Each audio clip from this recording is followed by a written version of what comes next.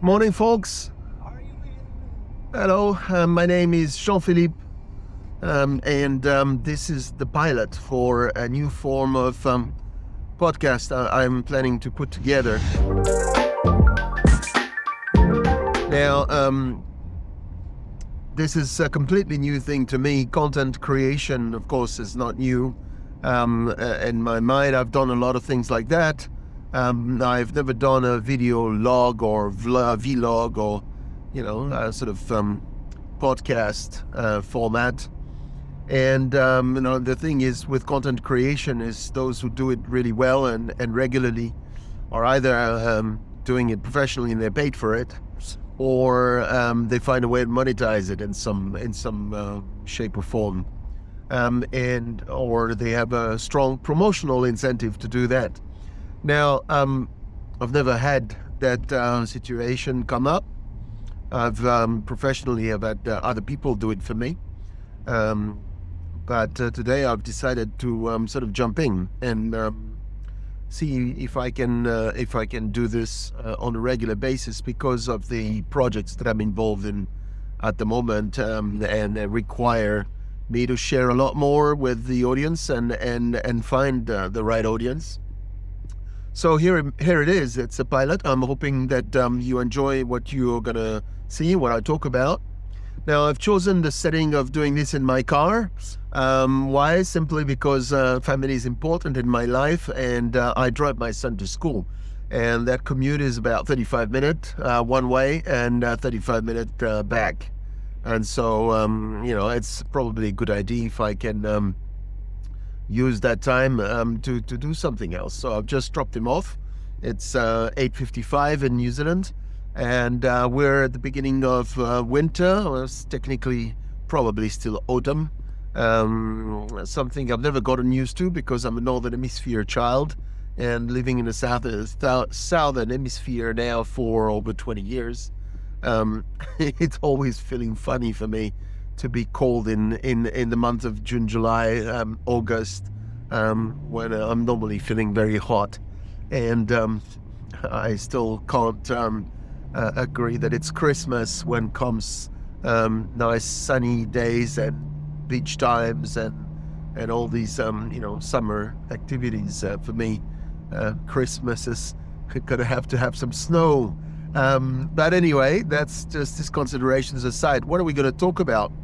Well, I'm a tech and marketing guy. I've built my career at FMCG. I used to work for Heineken Breweries. That's where I started. I've kind of built brands to ground up, and what I mean by that is because I was in the field as a salesperson, merchandising person, and not in the supermarket space, but rather in the what we call the HoReCa market space, hotel, restaurant, and catering. I've kind of learned, a scenario where you sell onto a wholesaler with a sales force, and that wholesaler with his sales force takes you into your customer, which is a cafe, a hotel, a restaurant, a club, or some sort of entertainment, hospitality area, and then they have beer in this case that they then sell on to the end final consumer. So you've got these filters and you've got these touch points, in marketing terms, where you need to get your message across. So that's kind of my foundation school.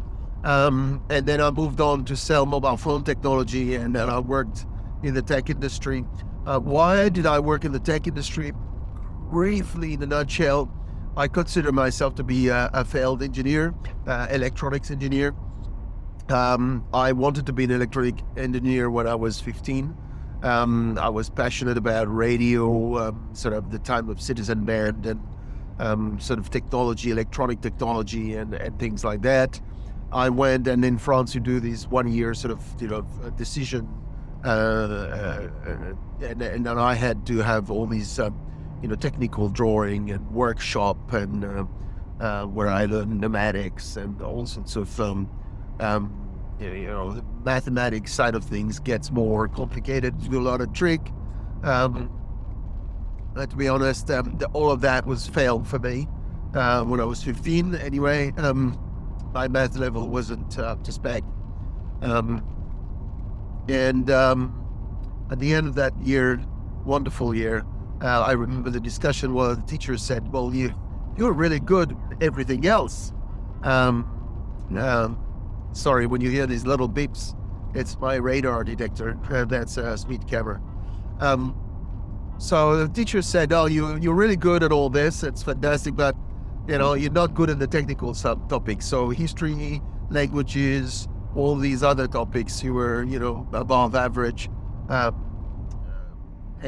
when it came to, we just can't let you pass to the next year. You're just not good at those technical topics, physics, and I was good in physics when we talked about electronics and electricity, but everything else just wasn't really going through. Technical drawing was a big fail, and workshop, CNC, milling, all that. No, not for me. I remember the teacher handing me over a really hot piece of steel that had just been milled. And to him, it wasn't hot. I was just saying, hey, hold this for a minute. And it's just like, what? I kind of lost there. So, yeah, not for me. And you can go back into, we either redo the year or you go into the next year, but not in a technical topic. So, can't be an electronic engineer. Though we've got other branches, and business or economics is one of them. And at the time, my dad was a banker. As in, like, not a bank owner, but worked in a bank all of his life, pretty much. So said to me, my son, the electronics and radio and all that stuff, it doesn't have to be a career. It can be a hobby. And so, I kind of got sold. It said, business more important in life. If you know how to run a business and do this sort of things, you'll be fine. And so I went back and I did a baccalaureate, in France, in economics, and then I continued in business administration and ended up with an MBA, with an exchange program in the US, etc., etc. You can check all that on my profile. I'm pretty transparent. There's tons of information on the internet about me, and not that any of it is actually interesting. But so yeah, I consider myself an engineer because actually, fate always follows you, and no matter what you try to do in your life, and if you have a passion for something, you want to work into something you're passionate in, and it comes back. So I ended up working in tech, and I was a marketing guy in tech. I'm not an engineer, but of course, always very close to development teams and R&D teams, and always interested in that sort of stuff. I ended up, making it my hobby, and I'm a ham radio operator. I like to build things. I'm learning. I don't know how to do very well. I vaguely know how to draw PCB. I know I'm learning 3D printing, all that stuff. I can operate Fusion 360 from a distance, and do some basic things. But CAD drawing, that's not really something I'm very good at. But I'm passionate about it. I love it. That's what I want to learn. And one of the things I do. So that was my attraction in tech. So long story short, I managed to speak quite a bit. I ended up working in tech and marketing tech. And my last job in New Zealand, when I came here, moved on from the distributor to being, one of the three people who started Samsung New Zealand. Worked my ass off for about 3 years. Really, the whole thing was about 2005 till 2008. And then decided to go work for myself in the midst of the 2008 crisis. Started the Ripple Hub as a marketing agency. Thought I could scale up or do something in this market. New Zealand is very small. For those who understand the market here, I remember at the time laughing at people working in their garage saying I'm a marketing consultant, and I work from my garage. It's like, why would you work from your garage?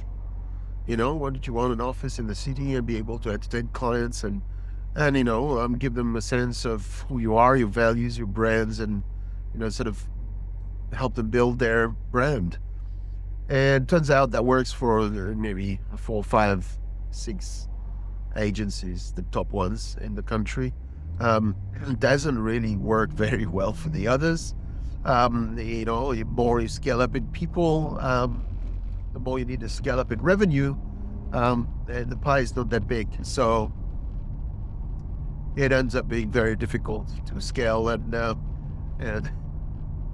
2009, 2022, I've been working in my garage for about 4 years, 5 years now, 6 years, sorry.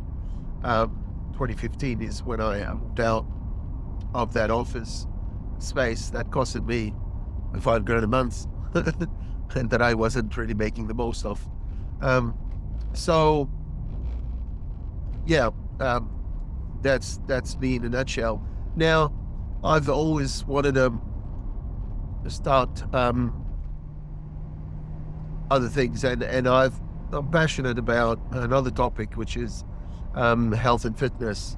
Now, I'm not don't get me wrong, if you see those guys going to the gym, or those girls, every week, 3-4 times, and really obsessed about what they're eating, I totally respect that, but I'm not one of those. I try. When I'm into it, I can be pretty good. When I manage to get in the zone or disciplined enough, I'm very, I would watch what I eat. I would count my calories. I would really be watching nutrition advice, and I would train probably twice a week, and go to the pool once a week or something like that. So I manage to, and I take weight easily. I've got a metabolism that's not that fast.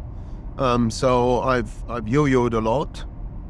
I love food, so that's a big thing, and I love what pleasures of food. So it's a bit of a reward path for me, and sometimes a binging behavior as well. So something I'm learning to control. But 110, 120. I've never really been that much over, but that's already a lot. I'm about 1.9 meters high. Don't ask me what that is in feet. 6 something, but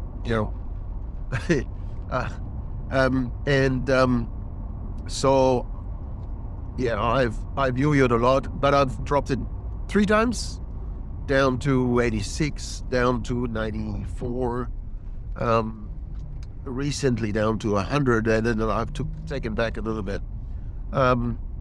It's very related to my mood and to the chemistry with my body, and then I've been watching very interesting podcasts and things at the moment. I would recommend following what's his name? Andrew Newman. No, Andrew Huberman. I would recommend following Andrew Huberman, Professor Huberman from Stanford. Big fan of his work and of his podcasts. Very interesting. I'm interested in neuroscience as well. I guess I've got a few interests, but he connects that. He's a neuroscientist, and so the neuroscience of sports health and fitness is a topic that really, really, really resonates with me, because I somehow think that there is more to just training. It doesn't work. It doesn't work. You see all these athletes, and they work really hard all their life, and they all end up dying young, cancer or the injuries. Or the body is an asset. You use it too much, that's it. It doesn't regenerate entirely. So there is a reality out there, is that you need to take care of yourself. You need to take care of your body, and it's not a high performance sport thing. It's a long term thing. how to preserve that asset. Um, it does it does get damaged if you don't exercise at all, and it doesn't get damaged if you exercise too much. So it's about the right balance of everything, and then I guess Asian philosophies have got to teach us a lot more in that space than us Westerners sort of don't really, think we have mind over body sort of thing, not body over mind. None of these is true. Both harmonious minded body is what you need to achieve. Um, so I'm digressing a bit, but I guess I got to get to the project I'm working on at the moment, and that is something I've called, just get into that lane, symbiotic or symbion IQ. Why symbion? Symbion as in symbiosis, some sort of state of harmony, and IQ, intelligence, obviously, or knowledge. And the idea is that we can use technology to educate ourselves on the state of our body. I think what we're missing, we do have a lot of mechanisms built into the body to tell us how the body feels or where it's at, or we kind of, for some of us, lost touch with our bodies, and understanding them, and knowing what we need when we need it. When we make a movement and we fall, we learn a mechanism by chemical mechanism, adrenaline and things like that get popped into your body that trigger some changes. I did watch podcast, Uberman podcast, talking about how that actually triggers also a change in the brain, the structure of the brain, making new neurons, and there was no such thing of muscle memory, for example. That's a concept that we brought into common language, but actually there's no science, no evidence behind muscle memory. Exactly what we are able to see, according to Haberman, is that we actually develop memories. Simply, it's neurons and memories of that, and then we improve. So athletes train and train and train and train to develop those memories, the one we call muscle memory. I guess we can keep using that concept, although they don't exist, because it speaks for itself. And basically all it says is you will then acquire the right motion. You'll perfect your motion by a series of trial and failure. So Symbionic, Symbion IQ, is a company that wants to explore the space of health and fitness and technology, and how technology can improve and help us learn better behaviors. I really see, I'm going to start really wide. The business coach will say, well, there's no product there. You need a product market fit. Yes, you do. But I like to define the field in which I'm operating. And for that, I think the field is wide. And it's health and fitness, and it's technology that brings insights to health and fitness. And how do you bring insights into health and fitness? Well, you measure stuff. You put metrics and dashboards and things, and you inform the user of their performance. So, it goes. We've all got Apple Watches now, or Android watches. It's Google Fit or Apple Health. We can see our heart rates, and we can monitor that pretty much 24/7 now. We can monitor oxygen in the blood. We can monitor, if we put electrodes, we can measure the electricity in our muscles. We can measure muscle tension, muscle contraction, intensity in training. And so there's a bunch of tools for that.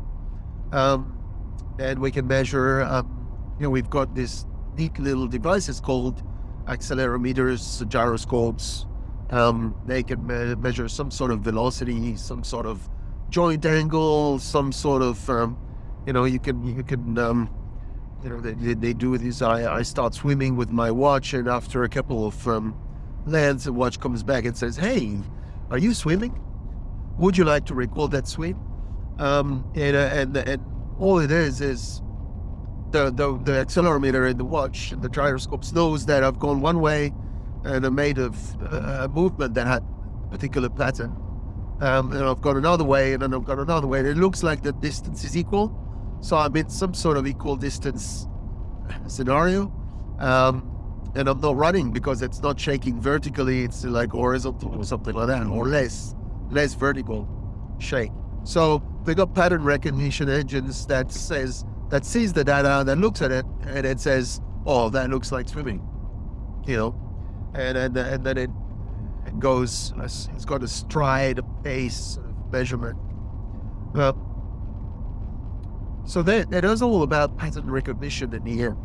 So that is now possible. It's been, I don't know, 5-7 years now that these technologies become really almost mainstream. And it's very interesting. It brings a lot of insights. But how do you connect those insights with human beings, and in a way that they actually find them meaningful and they can change behavior and influence behavior?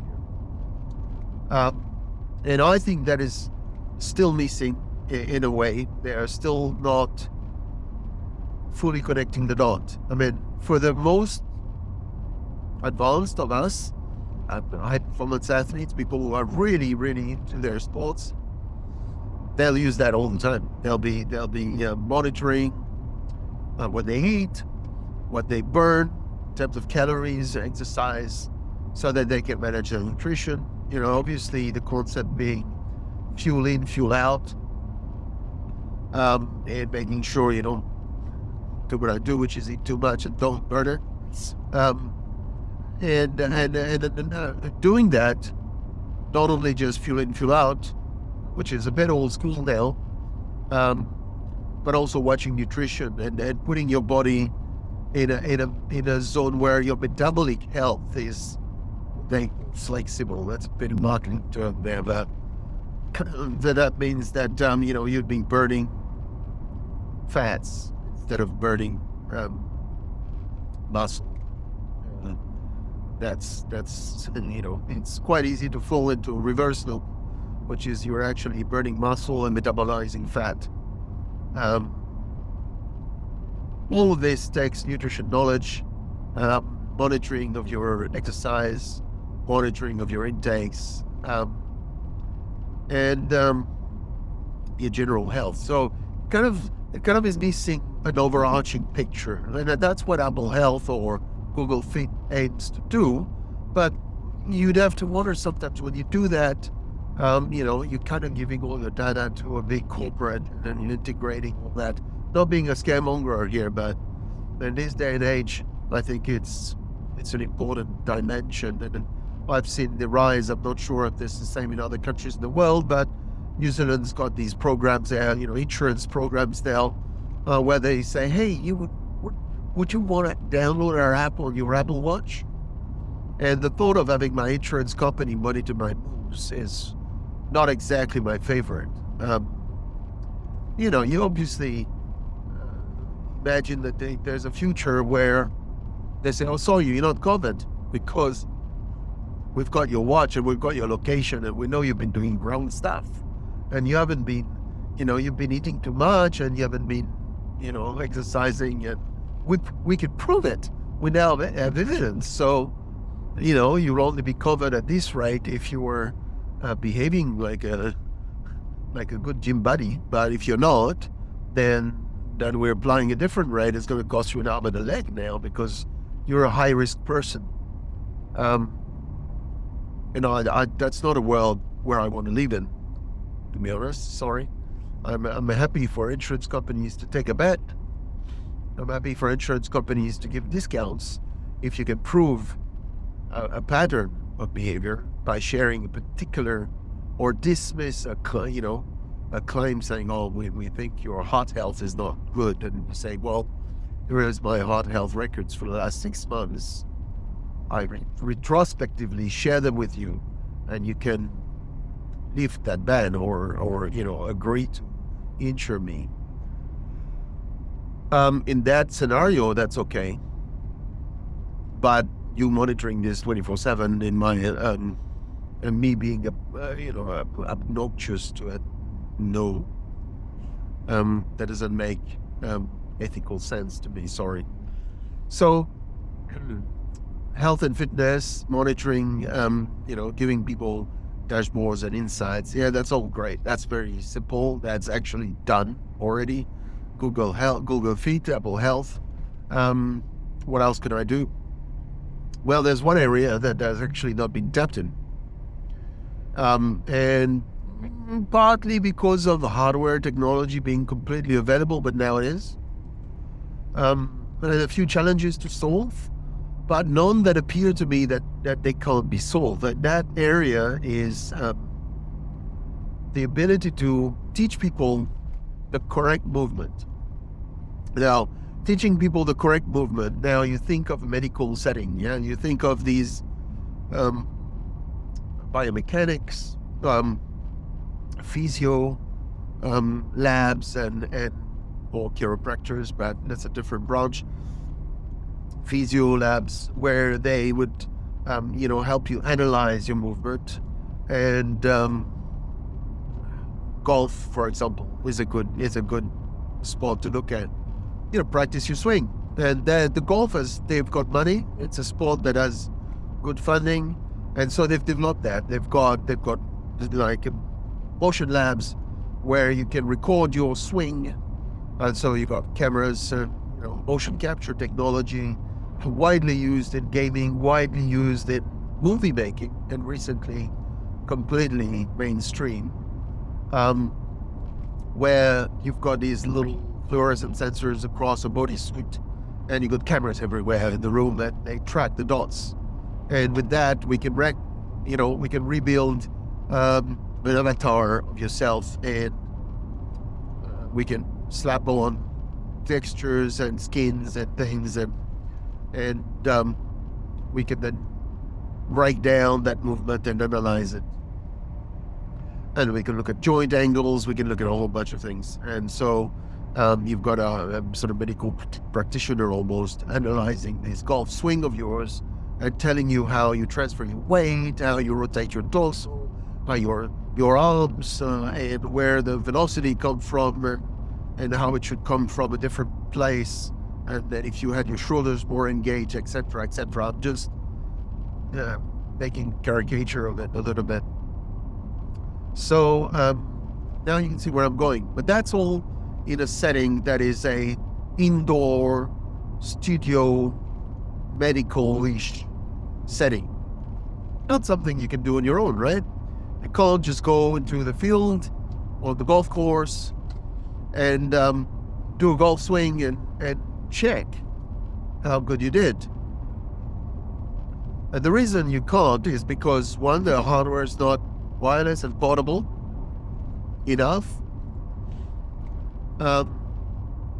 Where you might have internet conditions that or not, but now cellular technology and 5G is getting out there, pretty much widely accepted, although I must admit in New Zealand we have a lot of desert areas where network is just not there, but that's an aside. So, I mean, technology-wise, all this is coming together. It's all there. In the ideal case, you'd be able to do that out on your own in the field. But you don't have a solution. You don't have there's no app. There are some, you can mention that, apps that allow you to use the video camera on your phone and monitor your golf swing with that. Yeah, not super accurate, not very practical, not easy to put your phone in front of you and some angle issue, etc.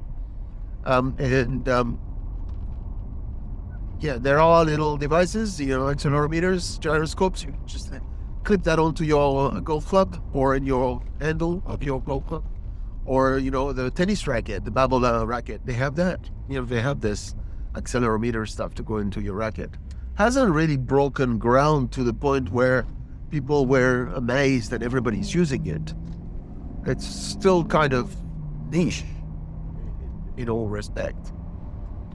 I think it's niche because people haven't seen the right use case. It all still feels like a specialist niche thing to do. Why would I bother? Only if you're a professional player, you would want to really get better and you would really learn your swing. But think about that. If you were able, movement by nature is analog. If you were able to make your movement a digital thing, we are in the digital era. So movement should be something you can trade, not you can exchange freely to someone else. So a movement file, if this is done correctly, and that's what I'm really interested in doing, but exploring at the moment. If this is done correctly, you can record your movement, you send it to your friend in a foreign country somewhere far away. They download it,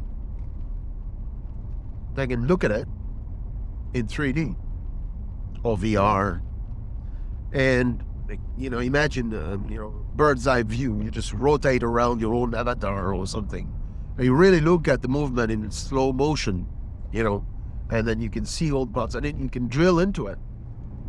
This limb, this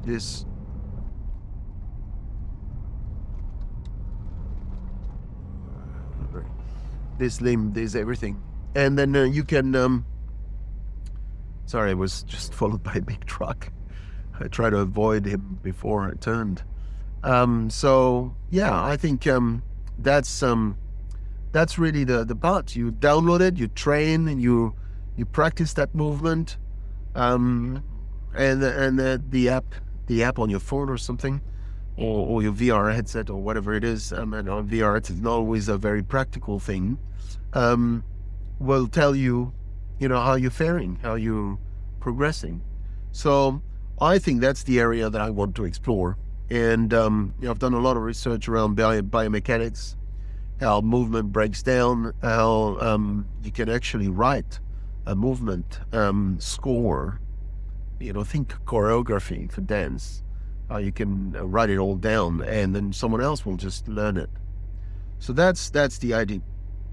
So that's what Symbionic is planning to work on, and I hope you do sort of be back on this chat with you on a regular basis. I wouldn't commit exactly yet on which regular basis I'm planning to do this, but I will do it regularly, and as we have progress to discuss with you, this topic of technology in health and fitness, and how we can apply that to actually sort of improve things going forward, and sort of people can actually learn things using that technology.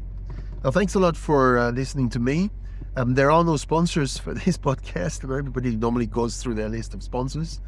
This is just me, my GoPro, and my car. Thank you for listening, and I hope to catch you again soon on a similar broadcast. Thank you.